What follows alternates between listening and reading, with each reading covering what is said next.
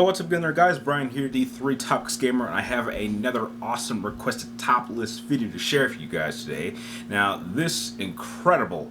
idea for this top 5s list video actually came from an awesome viewer of mine who happens to go by this awesome name, so I'd like to thank you personally for sending in this idea. And as some of you guys may know, JRPGs are without question my favorite genre of games. It's practically the very genre that helped establish the type of game I am today. So I thought it would be really cool, or I kind of put the idea, and actually someone wanted me to actually share my top 5 favorite JRPGs of all time. Now, before I jump into this list, I would really appreciate if you happen to enjoy content like this and would like to see more, give this video a thumbs up if you happen to actually like my list by the end, and press the subscribe button if you'd like to see more content, as well as send some ideas that you guys would think make for a great rankings list. And before I jump into my list, I would just like to say that this is all objective, and yeah, some entries might be a little bit surprising, and some actually might not be too surprising for those of you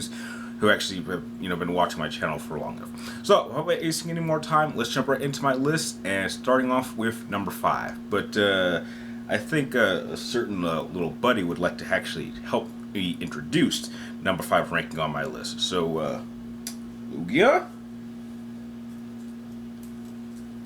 Let's start off with number 5. Well, if that embarrassing intro didn't give you enough hint as for what number 5 on my list was going to be, then in order to do so in more detail, we have to venture into the amazing franchise that is Pokemon. Now, I was playing Pokemon here in the since the very beginning back in the mid-90s, and to this day, not only do I find Pokemon games to be some of the most addicting games ever created, but I still regard Generation 2 as being the greatest generation of Pokemon ever. And while the original Pokemon games for that generation in the forms of Gold, Silver, and Crystal do still hold up quite well to me, it is in their enhanced versions that I believe things were taken to a whole new level.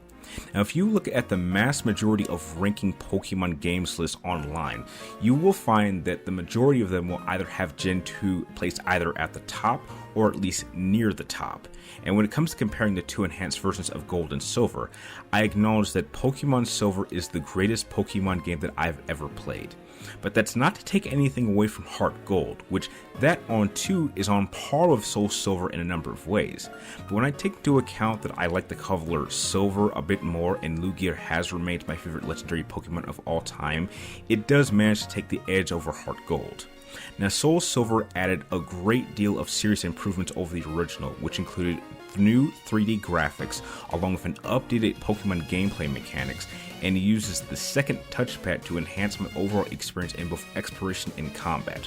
The roster of Pokemon was also expanded on to include a number of new locations that I did not even expect to even explore in this game. Even the story was greatly expanded upon this time around. And while for the most part it does play out the same as it did in the original game, the fact that the key legendary Pokemon, Lugia, is given more presence this time around instead of just being treated like a side Pokemon that you could actively choose to ignore really impressed me. Nintendo could have easily have done a copy and paste job with this game, adding the bare minimum of improvements, and I still would have been pleased. But the fact that they went that extra mile to incorporate new gameplay elements and extras that even I did not expect really helped elevate this game to becoming the greatest experience with the Pokemon franchise that I've ever had, which is why I feel honored placing it number 5 on my list. Number 4 on my list has to go to Ninokuni Wrath of the White Witch. Now, I have a rather personal connection with this game, because after having been tricked into playing the abomination that is Final Fantasy XIII, which is not only the worst gaming experience I've ever had in my life, and will remain the worst video game that I will ever play to the day I die, single-handedly killed my love for the JRPG genre entirely, and put me in a state of depression that I still have not recovered 100% from, and came damn near close to killing my passion for gaming entirely, Ninokuni came into my life in 2013 and revived my love for JRPGs, and was the first truly incredible RPG experience I had had in 8 years since Kingdom Hearts 2 was released back in 2005.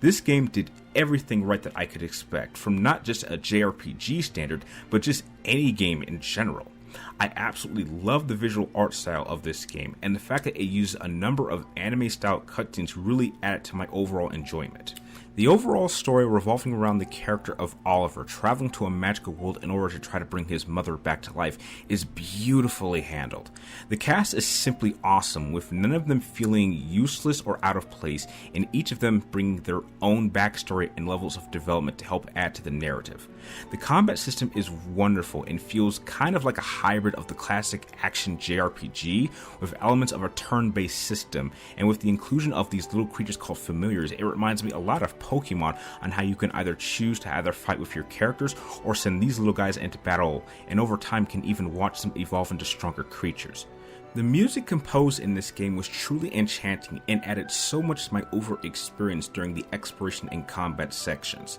I just cannot thank Ninokuni Wrath of the White Witch enough for not only reminding me why this genre of gaming will always remain my favorite and stand apart from all others, but being the very game that single-handedly saved my overall enjoyment of the gaming industry as a whole,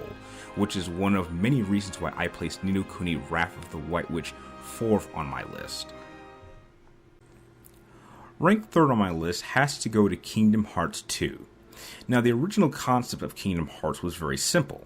What would happen if you put Disney characters and Final Fantasy characters in one game? And at the time of the first game's release, the first Kingdom Hearts was an amazing experience and still remains to be one of the best crossover ideas I've ever seen in gaming. And Kingdom Hearts 2 took that concept and executed it better in this game than in any other entry in the franchise. To me, Kingdom Hearts 2 is the pinnacle of this franchise and really shows it at its very best in every single department, just before the franchise began to fall from grace and become the overwhelming, convoluted franchise that it has become today. Kingdom Hearts 2 improved in absolutely every single department over the original. The story is a lot more deep and complex this time around, but not to the point where a child or young teenager couldn't follow, which includes playing with a new protagonist character who has his own unique story to follow apart from Sora. The combat system this time around is much faster this time around and includes not only new and more powerful Heartless to battle, but a new kind of enemy that has its own unique identity and has some of the greatest boss fights that you will ever experience in the entire franchise. And it actually can become really challenging at points and challenge your skills to the max. The improvements added to the overall gameplay mechanics for Kingdom Hearts 2 make it the most balanced entry in the entire franchise. There are more worlds to explore, which include not only previous Disney worlds that you've explored in the first game, but also brings new, visually impressive worlds to explore with an entirely new cast of allies to meet and fight alongside you. The soundtrack for Kingdom Hearts 2 is my personal favorite in the entire franchise, and like many sequels in both the gaming and film industry, Kingdom Hearts 2 is another example of a perfect sequel that continues to give you everything you loved about the original while including new elements that all fans can enjoy, which not only helps make Kingdom Hearts 2 part of my legendary 10 out of 10 club, but helps place it 3rd on my list. Ranked 2nd on my list has to go to Persona 5 Royal. Now, as of this recording, Persona 5 Royal currently sits as only one of 2 games that has come out during the PlayStation 4 generation that I felt deserved a 10 out of 10 rating. But with Ghost coming out next month, and that being, in my opinion, the last of the great PlayStation exclusives that could possibly challenge Persona 5 Royal, it's looking like to me that Persona 5 Royal might end up taking the title of becoming my favorite game that has come out during the PlayStation 4 era.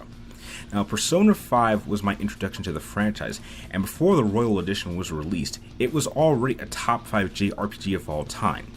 If the Royal Edition had never been released, then it more than likely would have taken the number 5 spot behind Pokemon Soul Silver.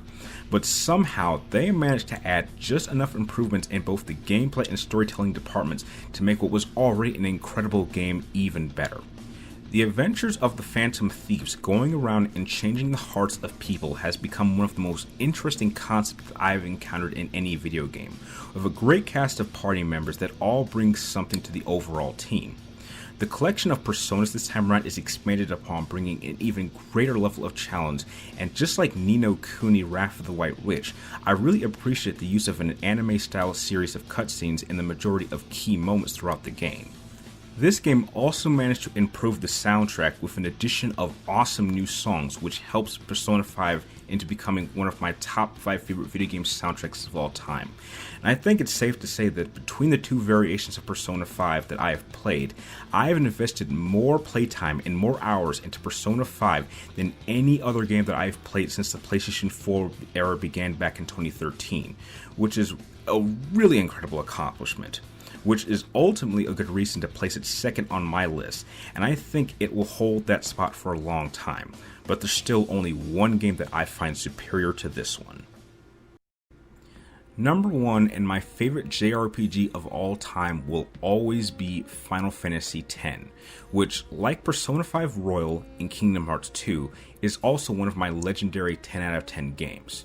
Now, Persona 5 might end up becoming my favorite PlayStation 4 game of all time, but out of all of the hundreds of games that I've played over the course of my entire life, Final Fantasy X is my second favorite video game of all time, and it even comes very close to challenging my number 1 favorite video game of all time and even beating it in a number of key departments.